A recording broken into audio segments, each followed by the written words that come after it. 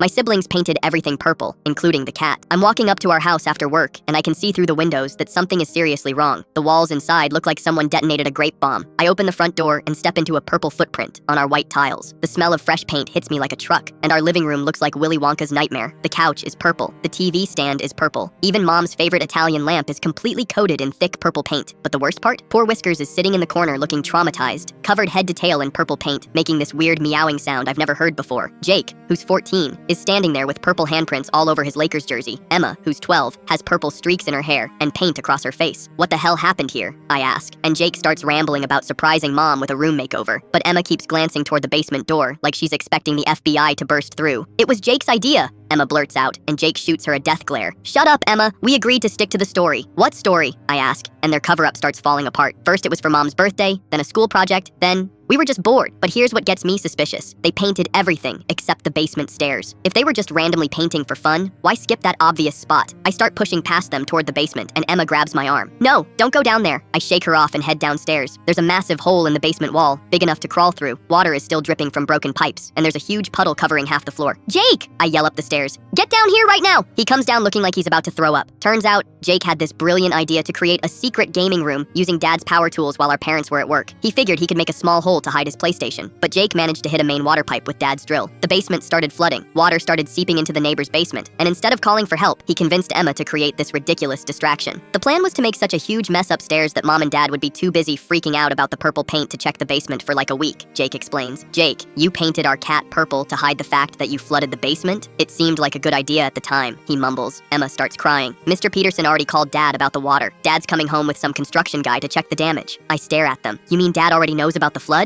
Yeah, but we thought if we made a big enough mess upstairs. Jake, you absolute moron. Dad's going to see both disasters now. When Dad walks through the front door 30 minutes later with this contractor, the look on his face is something I'll never forget. He stands there taking in our purple living room, looks at Jake and Emma covered in paint, glances at our poor purple cat, and just slowly shakes his head. Boys, I need you to see the basement too, he tells the contractor, completely ignoring the purple chaos. After they assess the damage downstairs, Dad comes back up and looks at me standing there completely clean. Well, at least one of my kids has common sense. The basement repair ended up costing $8,000 because Jake damaged the foundation wall and flooded 2 basements. The purple paint cleanup cost another $2,500 because they used exterior house paint that bonds permanently. Poor Whiskers needed 2 vet visits because house paint is toxic to cats. Jake and Emma are grounded until they're basically adults, and we're still finding random purple spots in weird places like inside the microwave. But honestly, watching Jake try to explain to Dad why painting a cat purple was a logical response to flooding the basement might be the funniest thing I've ever witnessed. They genuinely thought they were criminal masterminds with this plan. Like painting everything purple would somehow make Dad forget about thousands of dollars in water damage. Did they deserve the punishment? Or was Dad too harsh?